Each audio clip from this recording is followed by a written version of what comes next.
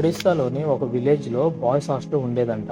అక్కడ నైట్ టైంలో హాస్టల్ పైన ఎవరో పరిగెడుతున్న సౌండ్స్ వచ్చేవి. అవి విని బయటికి వచ్చి చూస్తే ఏముండేది కాదంట.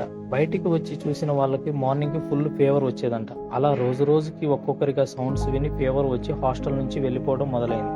ఈ న్యూస్ కాస్త వైరల్ కావడంతో గోస్ట్ హంటర్ వచ్చి నైట్ అక్కడే స్టే చేశాడంట. అతను కూడా సేమ్ సౌండ్స్ విని వచ్చి చూశాడంట. మార్నింగ్కి ఫీవర్ వచ్చి అతను వెళ్ళిపోయాడు. అక్కడ వార్డెన్ ఒక మాంత్రికుని పిలిపించి విషయం చెప్పగా అతను హాస్టల్ మొత్తం తిరిగి ఇక్కడ ఏదో నెగిటివ్ ఎనర్జీ తిరుగుతుందని చెప్పగా అప్పుడు వార్డెన్ విలేజ్ పెద్దలను పిలిపించి విషయం చెప్పారు. హాస్టల్లో ఇలా ఇలా జరుగుతుంది అని. వాళ్ళు చెప్పిన మాటలు విని భయంతో వార్డెన్ హాస్టల్లో ఉన్న పిల్లలందరినీ ఖాళీ చేయించారు. ఇంతకీ వాళ్ళు చెప్పిన విషయం ఏంటంటే, కొన్ని ఇయర్స్ ముందు ఫైర్ యాక్సిడెంట్లో ఒకే ఫ్యామిలీకి చెందిన 7 మంది చనిపోయారు. వాళ్ళని ఇక్కడే సమాధి చేశారు. వాటిపైనే హాస్టల్ని కట్టారు అని. వాళ్ళు చెప్పింది విన్నాక హాస్టల్ క్లోజ్ చేయించారు. ఈ వీడియో ఎలా అనిపించిందో కామెంట్ చేయండి. మీరు ఎప్పుడైనా ఇలాంటివి విన్నారా? వింటే నాతో కామెంట్ సెక్షన్లో షేర్ చేయండి.